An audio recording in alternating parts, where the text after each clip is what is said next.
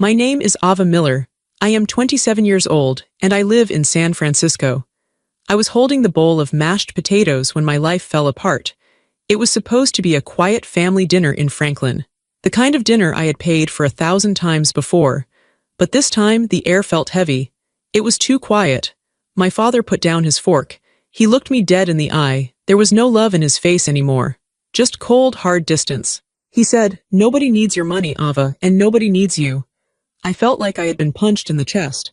I turned to my mother, but she looked away. I turned to my sister, Madison. I waited for her to jump in.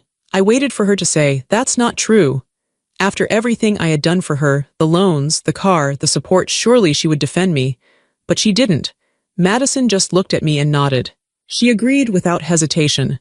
The entire table went silent. It felt like they had rehearsed this moment. They wanted to cut me out. They expected me to cry. They expected me to beg them to love me. But I didn't shed a single tear. I didn't scream. I just went very, very quiet. They thought they had broken me. They didn't realize that my silence wasn't surrender. It was a warning, and they were about to lose everything. But before I tell you how everything flipped, like and subscribe, drop a comment. Where are you watching from? To understand why the silence at that dinner table shattered me, you have to understand the noise I grew up with. You have to understand the house in Franklin. It wasn't a noise you could record on a phone. It was a feeling. It was the hum of anxiety that vibrated in the walls. I didn't grow up with money. I grew up with the fear of not having it. Our house was small. It had gray siding that was starting to peel, revealing the damp wood underneath. The front porch steps were loose. If you stepped on the third one, it made a loud crack sound, like a bone breaking. My father always said he would fix it. He never did. He was too tired.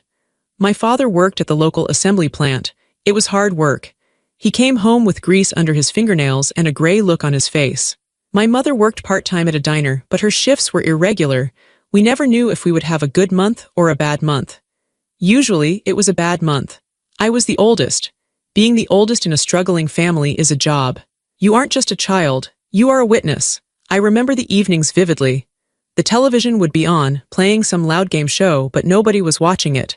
My parents would be in the kitchen. They thought they were whispering, but the house was thin. I could hear everything. "The electric bill is pink again, Jerry," my mother would say. Her voice wasn't angry, it was scared.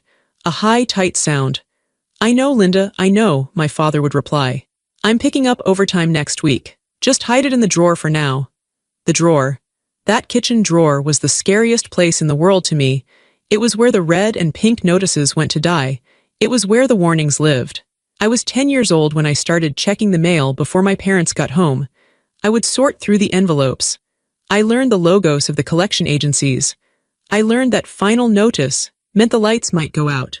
I would put the bad mail on the bottom of the stack, trying to protect my parents, trying to delay the argument that I knew was coming. Then there was the cold. Franklin gets freezing in the winter. The wind cuts right through you. Our furnace was old. It was a rusted metal beast in the basement that rattled and coughed. It struggled to keep the house above 60 degrees. To save money, my mother invented the layer game. "Okay, girls," she would say, clapping her hands like it was a party. "Who can wear the most sweaters today?" My little sister, Madison, loved it. She was 4 years younger than me. She would put on 3 shirts and a puffy vest and waddle around the living room laughing. She didn't know we were poor. She just thought we were playing dress-up. But I knew. I sat on the couch with 2 hoodies on, watching my breath fog up in the living room air. I knew that the thermostat was set to 55 because every degree cost money we didn't have. I looked at Madison, spinning in circles, happy and oblivious, and I felt a fierce, burning need to protect her. I didn't want her to ever know what the red envelopes meant. I didn't want her to know why Dad sat in the dark sometimes, staring at the wall. The turning point happened when I was 12 and Madison was 8. It was September. Back-to-school season. Madison came home from school one day with her face streaked with tears. She slammed the front door and ran straight to our room. We shared a bedroom. It was small, with bunk beds. I had the top, she had the bottom. I found her face down on her pillow, sobbing. Her little shoulders were shaking. "Maddie," I asked. I sat on the edge of her bed. "What happened?" She sat up. Her face was red and blotchy. "I hate school," she said. "I hate everyone." "Why?" I brushed the hair out of her face. "It's gym class," she cried. "Everyone has the silver star sneakers. All the girls, even Sarah and her dad doesn't even work. I'm the only one with the generic ones from the discount bin. They laughed at me, Ava. They called me Bargain Bin Maddie. My heart broke. I knew those shoes. They were $60. To us, $60 was a week of groceries. It was half the electric bill. I asked Mom for them, Madison sobbed. She yelled at me. She said I was selfish. She said I should be grateful I have feet. I looked at my little sister. She wasn't selfish. She just wanted to fit in. She wanted to be like everyone else. I hugged her tight. She smelled like strawberry shampoo and tears. Listen to me, I whispered into her ear. Don't cry. It's not fair, she whimpered. I know it's not fair, I said. But I'm going to fix it. She pulled back and looked at me. How, you're a kid too. I looked her in the eyes. I felt older than 12. I felt ancient. I'm going to study, I told her. I'm going to be the smartest person in this town. And then I'm going to get a big job. A job that pays real money, not like Dad's job. Madison sniffled. You are? Yes, I promised. And when I do, I will buy you whatever you want. You want Silver Star sneakers. I'll buy you 10 pairs. You want a car? I'll buy you a car. I promise, Maddie, I will take care of us. That promise became my religion. From that day on, I changed. I stopped being a child. I became a machine. While other teenagers in high school were going to football games or hanging out at the mall, I was at the kitchen table. I had my books spread out.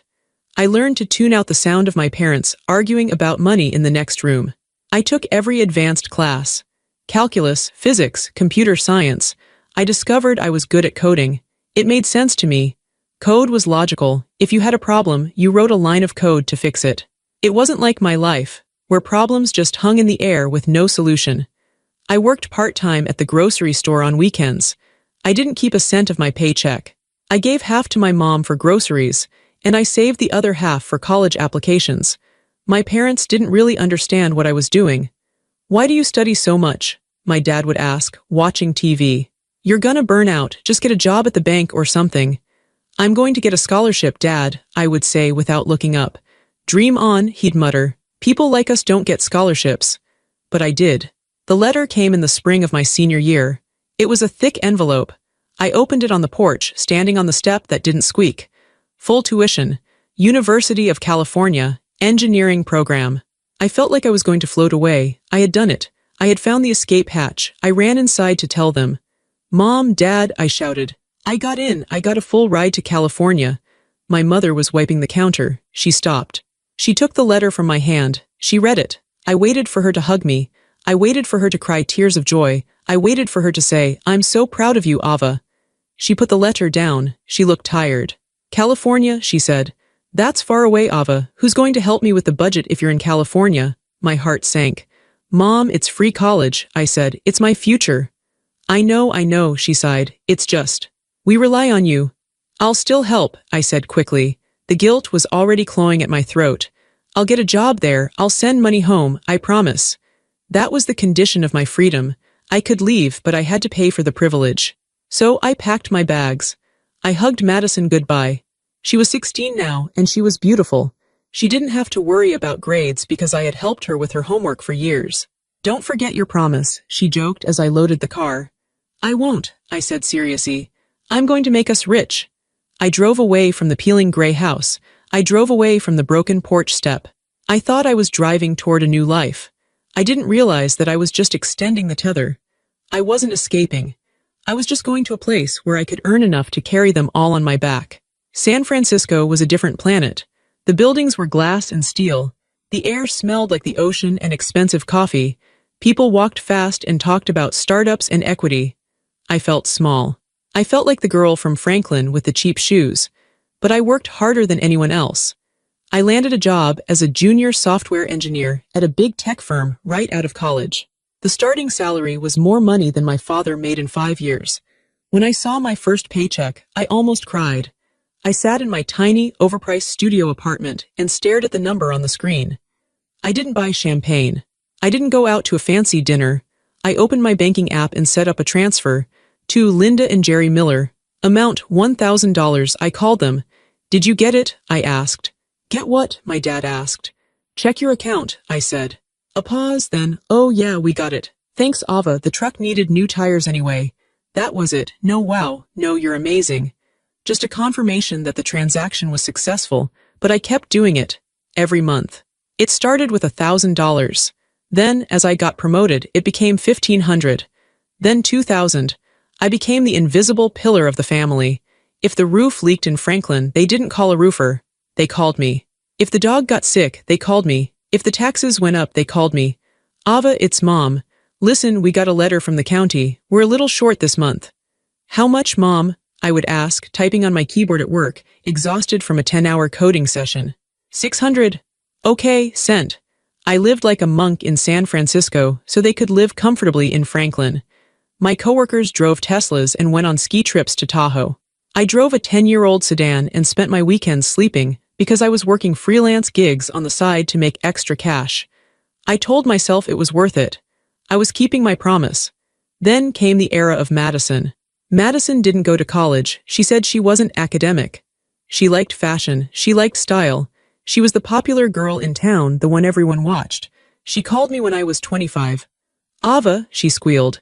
I have the best idea. You know that empty storefront on Main Street, next to the bakery? Yeah, I said, cradling the phone while I cooked instant noodles. I want to open a boutique, she said. There's nowhere to buy cute clothes in Franklin. Everyone has to drive an hour to the mall.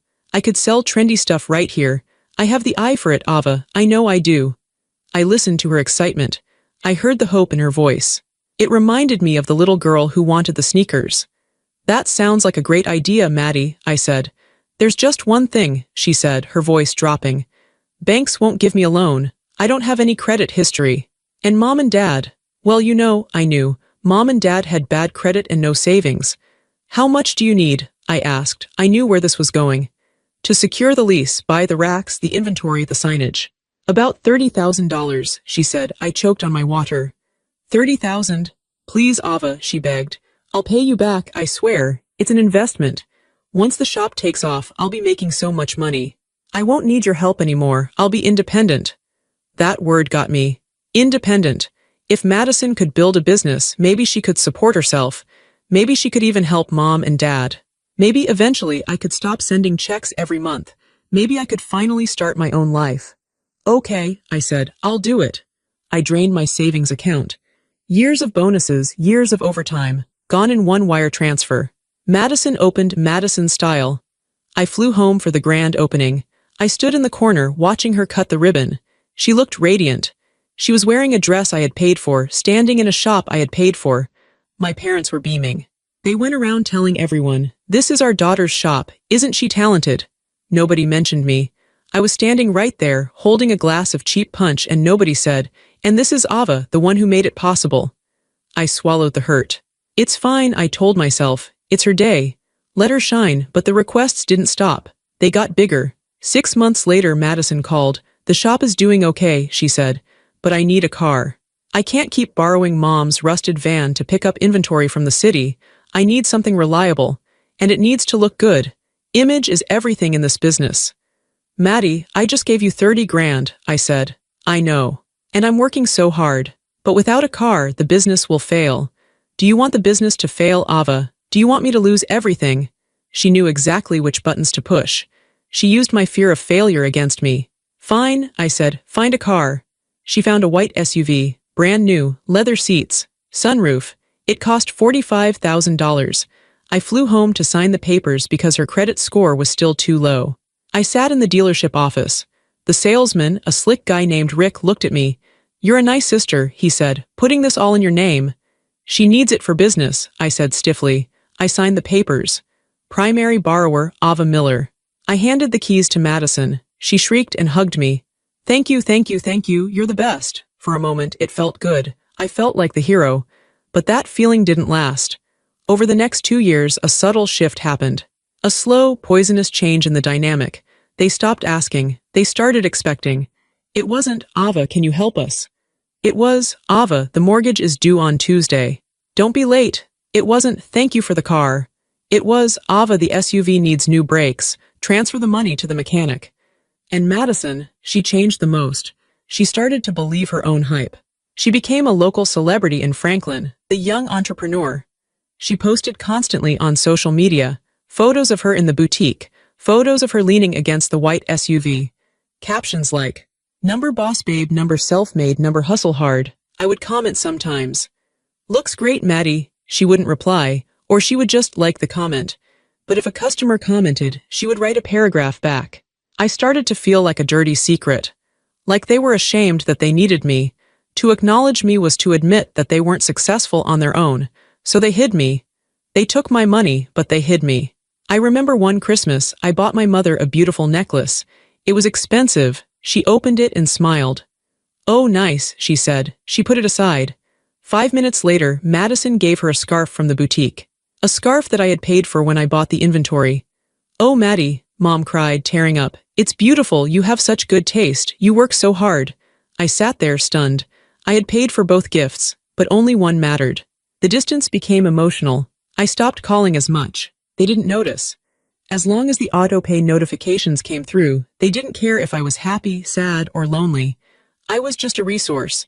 I was a well they could draw water from. And they didn't realize that the well was starting to run dry.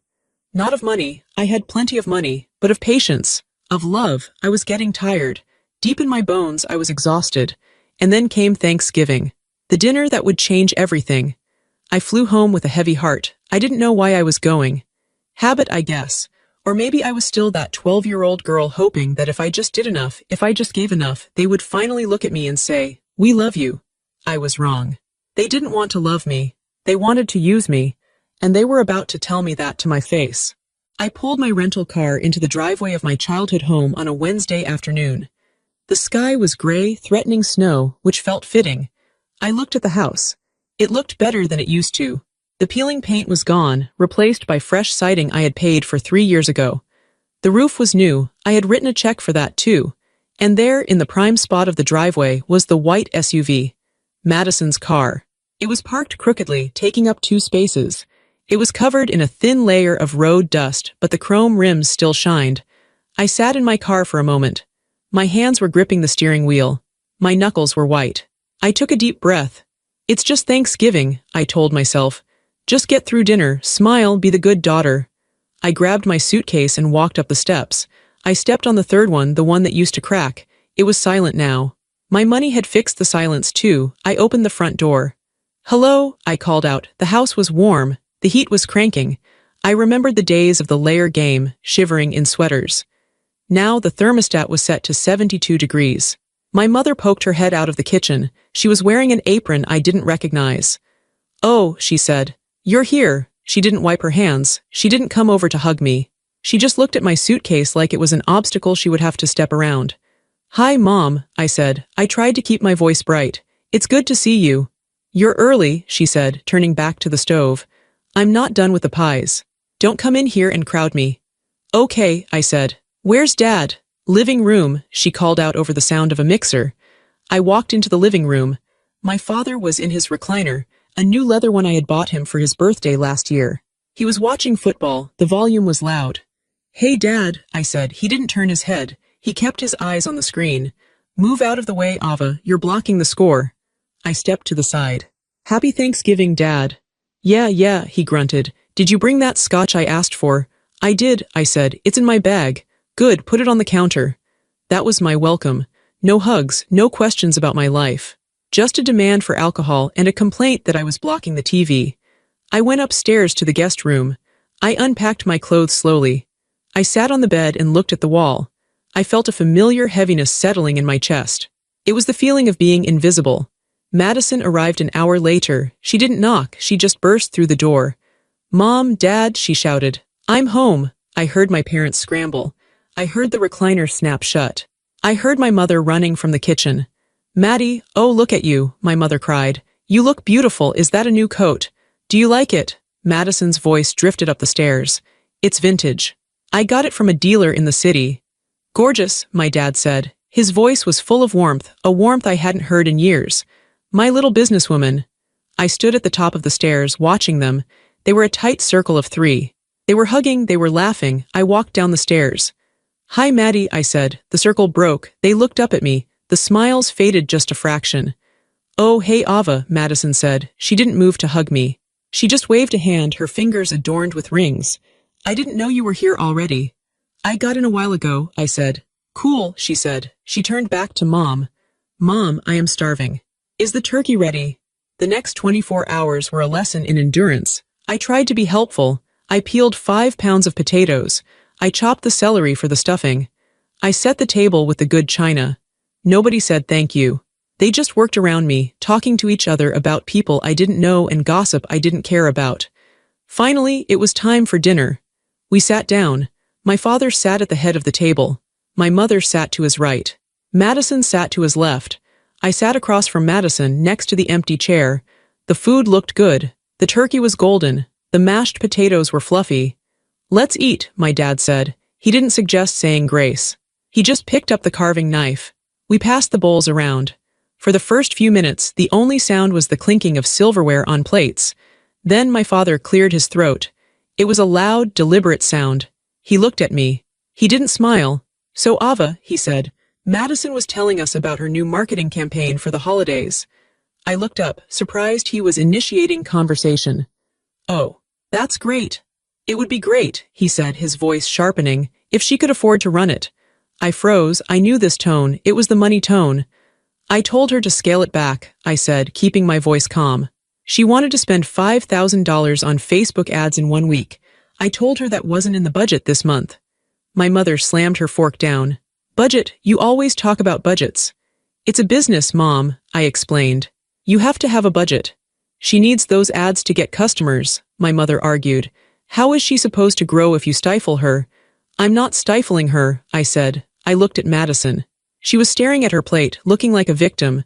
Maddie, tell them, I told you we could do it next month.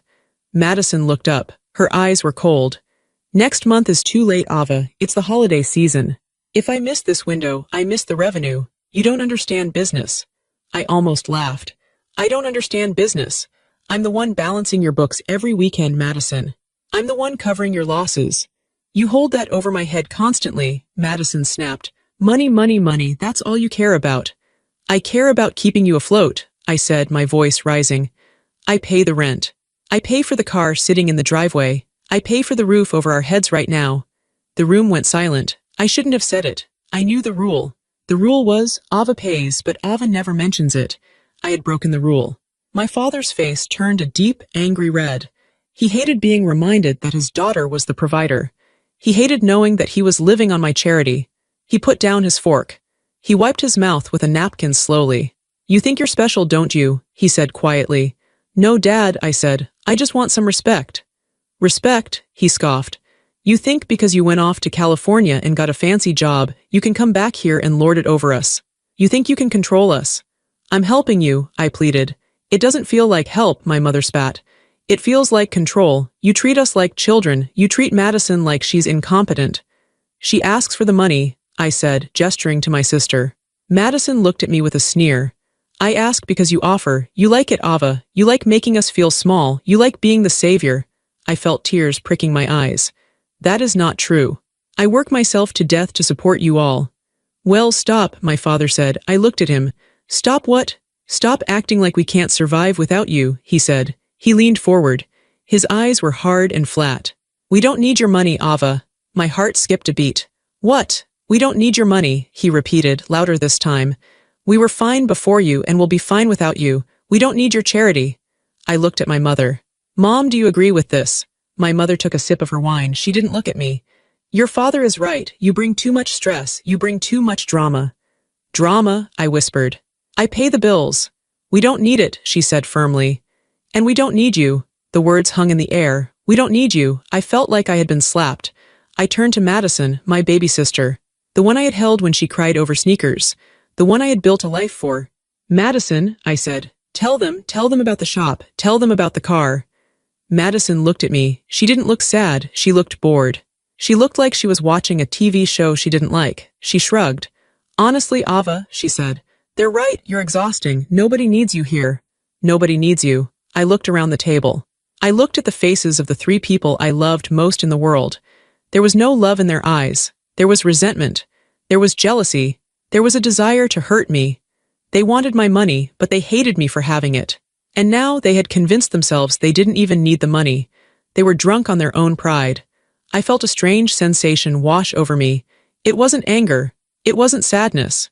It was a cold, absolute clarity. The contract was broken. I didn't scream. I didn't throw my wine glass. I didn't cry. I stood up. My legs felt steady. Okay, I said. My voice was very quiet. Sit down, my father barked. We're not done. I am, I said. I walked out of the dining room. I walked past the living room with the big TV. I walked to the front door. Where are you going? My mother yelled from the table. Don't you dare walk out on this family. I didn't answer. I put on my coat. I grabbed my purse. I didn't even go upstairs to get my suitcase. I left my clothes. I left my toothbrush. I left the scotch on the counter. I opened the front door. The cold air hit my face. It felt good. It felt clean. I walked down the steps, past the silent third step, and got into my rental car. I backed out of the driveway. I saw the silhouette of my father standing in the window, watching me. I put the car in drive and I drove away. I didn't look back. I drove for 20 miles before I stopped. I pulled into a motel off the interstate. It wasn't a nice place. The sign flickered, buzzing like an angry hornet. Vacancy. I got a room. It smelled like stale cigarettes and lemon cleaner. The carpet was a pattern of ugly brown swirls. I sat on the edge of the bed. I kept my coat on because the room was cold. I stared at the blank television screen. My mind was racing, replay after replay of the dinner. We don't need your money. Nobody needs you. They had said it with such conviction. They really believed it. They thought my contribution was nothing. They thought they were doing it all themselves, and I was just a nuisance who wrote checks. I felt a vibration in my pocket. My phone. I pulled it out. I expected a text from my mom, maybe an apology, maybe a demand to come back and do the dishes. But there were no texts. I opened Instagram. It was a reflex. I clicked on the icon. Madison's story was the first bubble at the top of the screen. I hesitated. I shouldn't look. I knew I shouldn't look, but I had to know. I tapped the screen. The photo filled my phone. It was a selfie. Madison was in the foreground, holding a glass of wine, making a duck face. Behind her, my parents were smiling. My dad was holding a turkey leg like a trophy. My mom was laughing. They looked relieved. They looked happier than they had when I was sitting there. The caption was what stopped my heart. Thanksgiving with the real ones. So grateful for this small, strong family. We don't need anyone else to be happy. Number family first, number self-made, number no negativity. I felt a physical pain in my chest, sharp and deep.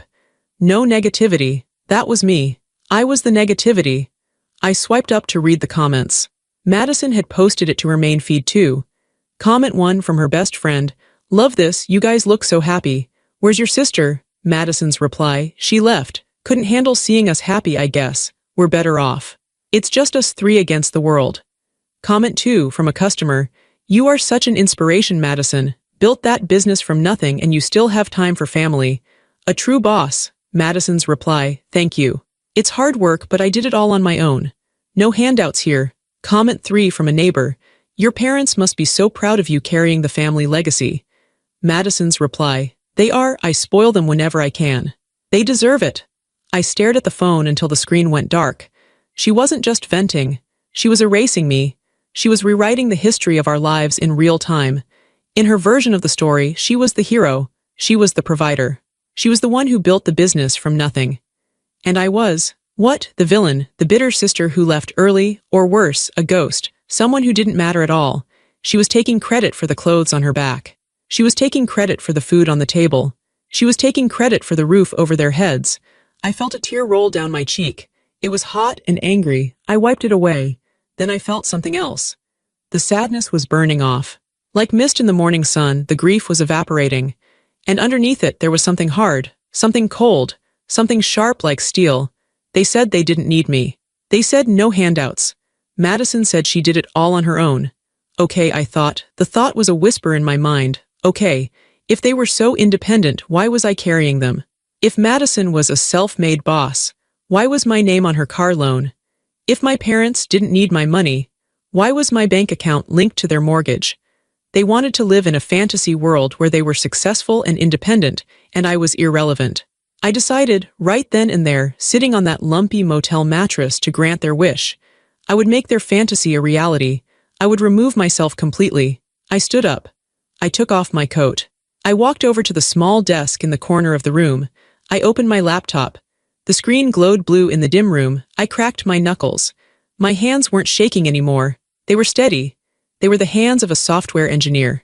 The hands of someone who fixes problems. And this was a problem I knew how to fix. I logged into my online banking. I logged into the loan provider portal. I logged into the utility accounts. I laid everything out on the screen. The spreadsheet of my sacrifice, the ledger of my love. I looked at the numbers. Madison-style boutique lease, $3,000/month. Franklin Power and Light, $250/month. White SUV auto loan, $680/month. Mortgage transfer, $1,200/month. It was a lot of money. It was a fortune. And they had spit on it. I hovered my mouse over the first account. The SUV. I remembered the day I bought it for her, how she hugged me, how she promised she would pay me back. She never paid a dime, not 1 cent. No handouts, I whispered, repeating her Instagram comment. I clicked the mouse. The sound of the click was loud in the quiet room. It was the sound of a bridge burning. But this time, I wasn't the one stuck on the burning bridge. I was the one lighting the match. I was ready to work. I was ready to show them exactly what life looked like when nobody needed Ava. The silence of the room didn't feel lonely anymore. It felt like the calm before the storm. I sat in the motel room. The silence was loud. For the first hour, I didn't move. I just sat on the edge of the bed with my coat still on.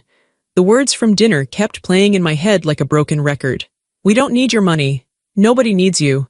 They had said it with such confidence. They truly believed they were independent. They believed I was just a nuisance. I walked over to the desk and opened my laptop. I needed to see the truth.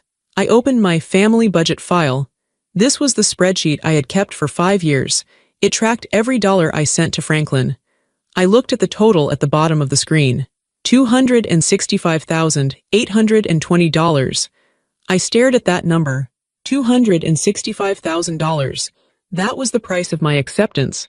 That was the cost of my seat at their table. And today they had revoked that seat. I didn't feel sad anymore. I felt cold. I felt clear. If they were self-made, as Madison claimed on Instagram, then they didn't need this money. If my father was the provider he claimed to be, he didn't need my help with the mortgage. I realized I had been the one holding them up. I was the crutch. And because I was holding them up, they never had to learn how to stand on their own. I wasn't helping them, I was enabling them. I took a piece of paper from the hotel notepad. I wrote down 3 things: the SUV, the boutique, the house. It was a short list, but it covered everything. I logged into my bank accounts. I logged into the loan portals. I checked the contracts. My name was on everything. The car title, my name, the business lease, my name, the recurring mortgage transfer, my bank account. I had the power to stop it all. I hesitated for 1 second. I thought about my mother. I thought about how hard it would be for them. But then I remembered the look on Madison's face. I remembered her saying I was a burden. I wasn't going to scream. I wasn't going to fight. I was just going to give them exactly what they asked for. Independence. I closed the laptop. It was late, but I knew exactly what I was going to do when the sun came up. Silence was no longer my weakness. It was my strategy. The phone felt heavy in my hand. It wasn't physical weight. It was the weight of what I was about to do. I had the number for the auto finance company on the screen. Move 1. The symbol of status. Madison loved that white SUV more than she loved most people. It was her identity. She parked it in the front of the driveway. She took photos in it. She treated it like a throne. But the registration said Ava Miller. The loan said Ava Miller. I dialed the number.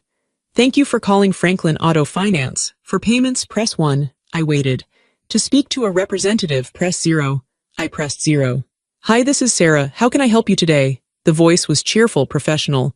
Hi, Sarah, I said. My voice was calm. It surprised me how calm I sounded. My name is Ava Miller.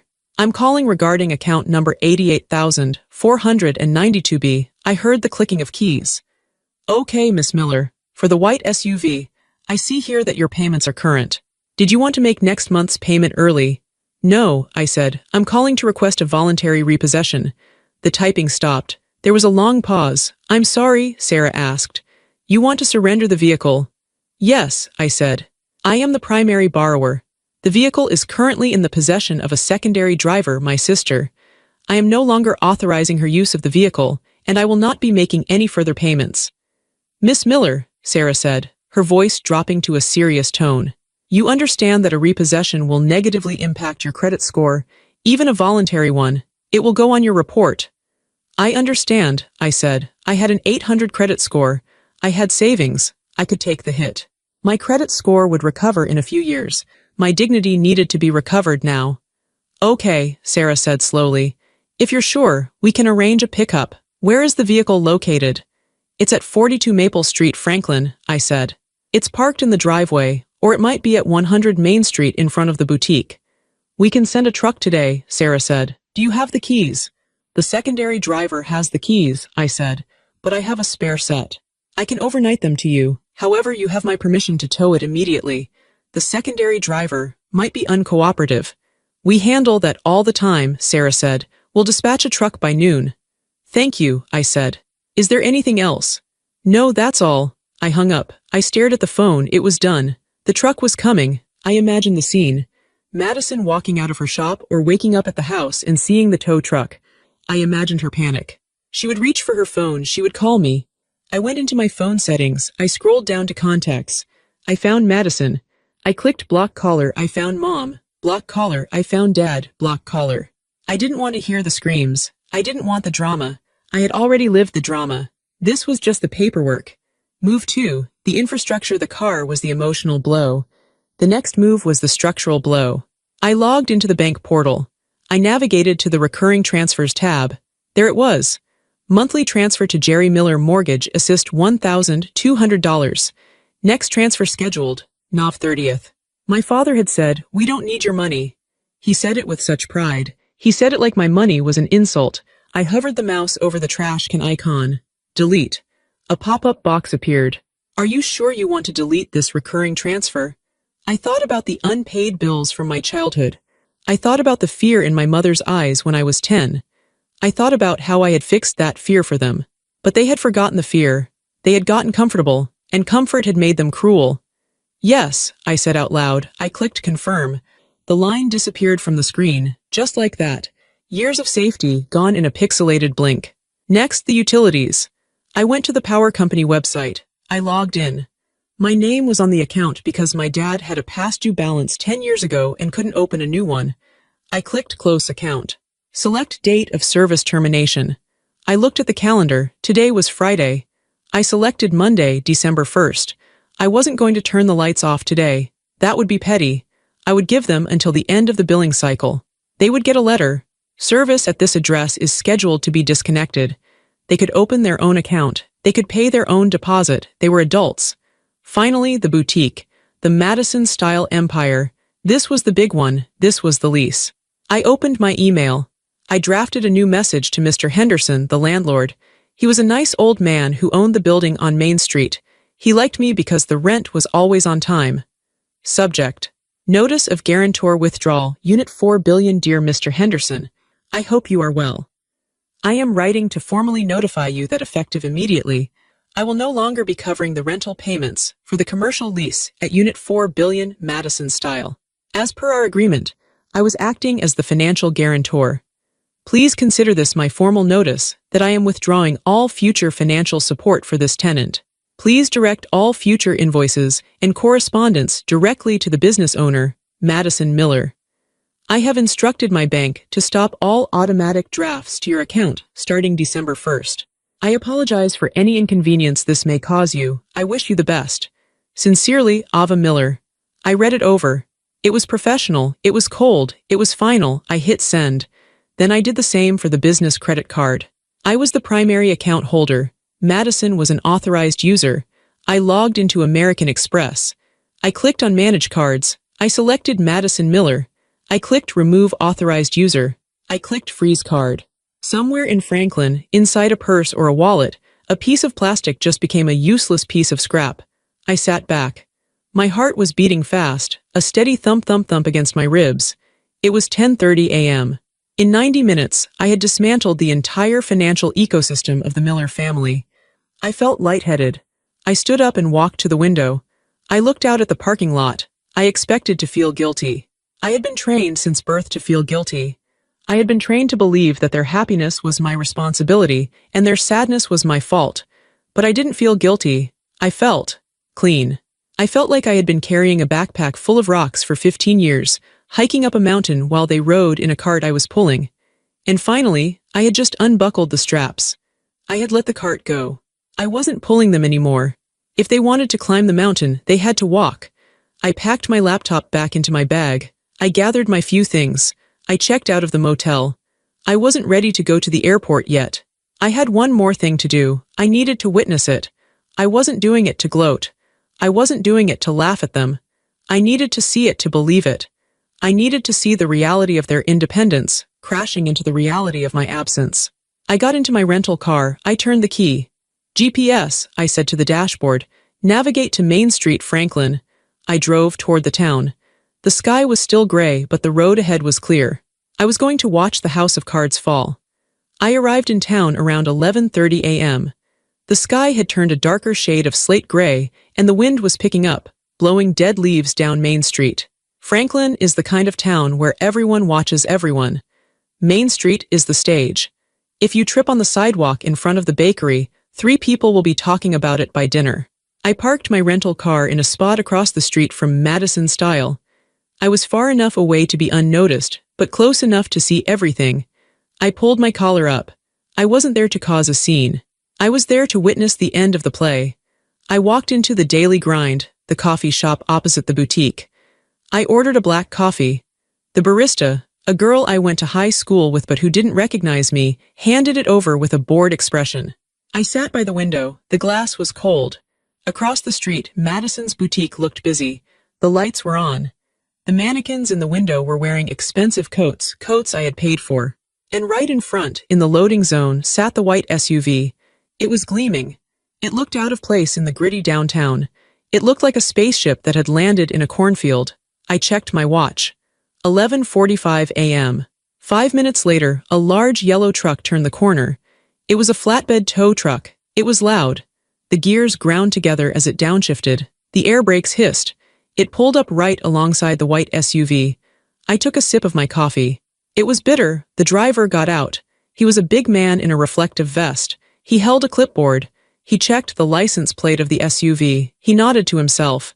He didn't knock on the door of the boutique. He didn't ask for permission. He just started lowering the ramp. Inside the shop, I saw movement. Madison must have seen the flashing orange lights of the truck. She burst out the front door. She wasn't wearing a coat. She was wearing a thin silk blouse, shivering in the wind. "Hey," she screamed. I could hear her voice through the glass of the coffee shop. "Hey, what are you doing?" The driver ignored her.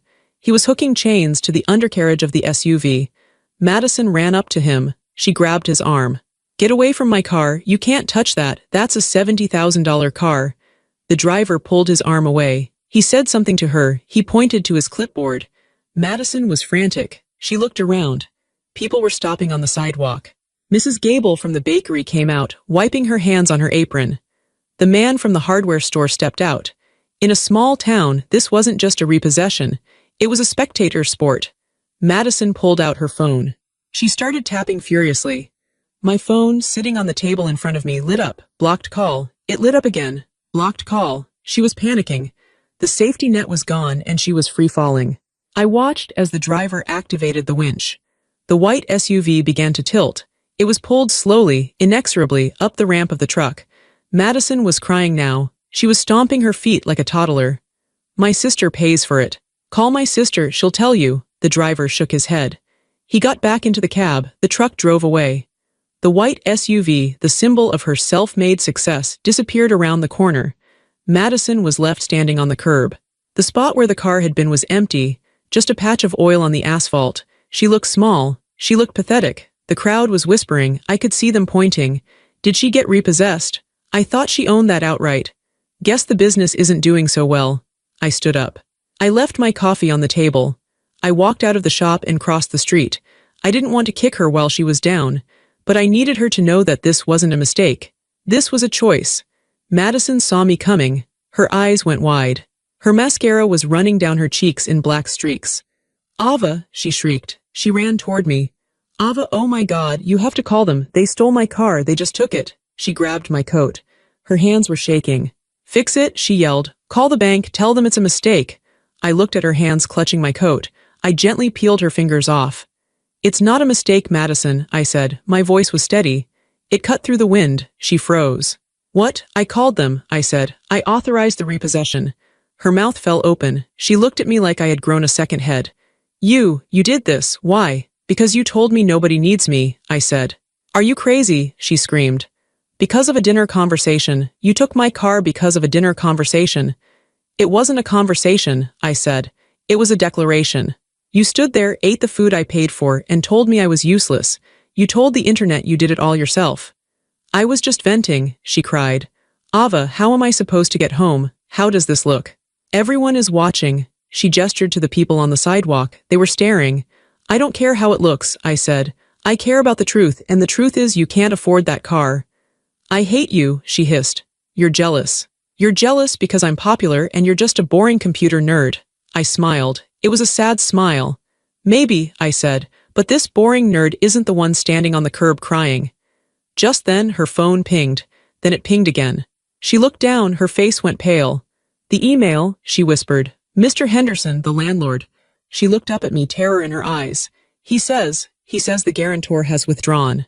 He says I have to post a full year's rent in cash within 48 hours or vacate. She started to shake. Ava, that's $36,000. I don't have that. I know, I said. I guess you'll have to be self-made, Madison. For real this time. You're ruining me, she sobbed. She fell to her knees on the sidewalk. You're destroying my life. No, Maddie, I said softly. I'm just taking back mine. I looked at her one last time. She was a mess. She was a child who had never been told no. Goodbye, Madison, I said. I turned around and walked back to my car. Ava, she screamed behind me. Come back, you can't leave me here. I got into my car. I locked the door. I put it in gear. As I drove away, I saw her sitting on the sidewalk, head in her hands, while the townspeople whispered around her. The illusion was broken. The curtain had fallen. The drive to the airport was quiet. I turned off the radio. I wanted to listen to the sound of the tires on the pavement. It was a steady, rhythmic hum. Leaving, leaving, leaving. My phone was still blowing up, even though I had blocked the calls. The voicemails were piling up in the backend system. I could see the notification light blinking. I knew what they were saying. My father would be raging. He would be shouting about respect, about duty. He would be realizing that the mortgage payment wasn't going to arrive next week. The fear of the red envelopes would be coming back to him. My mother would be crying. She would be playing the victim. How could a daughter do this to her own mother? And Madison. Madison was probably still on the curb, realizing that her life as a boss babe was over. I drove past the town line. The sign said, "You are now leaving Franklin. Come back soon." No, I said out loud. I don't think I will. I felt a wave of sadness hit me then. It wasn't regret. I knew I had done the right thing. But it was grief. I was grieving the family I wanted. I was grieving the fantasy that if I just worked hard enough, if I just gave enough, they would finally love me the way I loved them. I realized that I had been buying their love. And the moment the payment stopped, the love stopped. That meant it was never love in the first place. It was a transaction. I wiped a tear from my eye. It's okay, I told myself. You're free. I arrived at the airport. I returned the rental car. The shuttle bus ride to the terminal felt like a transition. I was moving from their world back to mine. I went through security. I sat at the gate. I watched the planes taking off, heavy metal birds lifting into the sky. I opened my laptop one last time. I had one more email to write. To Mom, Dad, Madison. Subject, goodbye. I am going back to San Francisco. Do not come looking for me. I have spent my entire adult life trying to save you. I tried to keep you warm. I tried to keep you safe. I tried to make you proud. But at dinner, you told me the truth. You said you didn't need me. You said I was a burden. I have decided to believe you. I have removed all my financial support. The car, the shop, the house. It is all in your hands now. This isn't punishment. This is the independence you asked for. I hope you find a way to be happy. But you will have to find it without my checkbook. Ava, I hit send. I closed the laptop. I felt lighter, physically lighter. I bought a sandwich and a bottle of water. I ate slowly, tasting the food. For 15 years, every time I spent money on myself, I felt guilty. If I bought a coffee, I thought, that's $5 Mom could use. If I bought a new shirt, I thought, Madison needs shoes. But today I bought the sandwich. And I enjoyed it. I boarded the plane. I got a window seat. As the plane taxied down the runway, the engines roared. The force pushed me back into my seat. We lifted off. I looked down at the ground. The houses became tiny squares. The cars became dots. The town of Franklin, with all its drama and pain, disappeared under a layer of clouds. I leaned my head back against the seat. I was alone. I had no family to go home to for Christmas. I had no one to call when I landed. But I had myself. I had my dignity. I had my self-respect. And for the first time in my life, I had my own future. I closed my eyes and fell asleep. It was the first time I had slept without grinding my teeth in years. 3 months later, I am sitting on the balcony of my new apartment in San Francisco. It has a view of the bay. The water is blue and sparkling. I bought this place last month. I used the money I used to send to Franklin. I heard from a cousin that things back home have changed. Madison's boutique closed down 2 weeks after I left. She couldn't come up with the rent. She had to declare bankruptcy. She's working as a receptionist at a dental office now. She takes the bus. My parents sold the house. They couldn't afford the mortgage without my assistance. They moved into a small 2-bedroom apartment on the other side of town. My dad had to pick up extra shifts. It sounds hard, and a part of me, the old Ava, wants to rush in and fix it. But the new Ava knows better. They are surviving. They are figuring it out. They are finally living a life that is real, not a life subsidized by my sacrifice. I haven't spoken to them. I still have them blocked. Maybe one day, years from now, we can talk. But not yet. Not until I know that they want to see me, not my wallet. I took up painting. I'm terrible at it, but I love it. I go hiking on weekends. I made new friends who like me for my jokes, not my loans. I learned that boundaries are not walls to keep people out. They are gates to protect your peace. I learned that you cannot save people who do not want to be saved. You cannot set yourself on fire to keep others warm, especially when they stand around the fire complaining that it's not hot enough. I look at the ocean. I take a deep breath of the salty air. I am Ava. I am a software engineer. I am a painter. I am a woman who chose herself, and I am happy. Thank you for listening to my story. I know it wasn't a fairy tale ending. There was no big hug, no tearful reunion. But sometimes, the happy ending is simply walking away. I know there are people watching this right now who feel the same way I did. Maybe you're the one paying the bills. Maybe you're the one fixing the messes. Maybe you're the one who is always there but never appreciated. If that's you, I want you to know something. You are enough. You are worthy of love that doesn't cost a thing. Don't be afraid to choose yourself. It's the scariest thing you'll ever do, but it's also the best. Tell me in the comments, have you ever had to cut off a toxic family member? How did you find the strength? I want to hear your stories.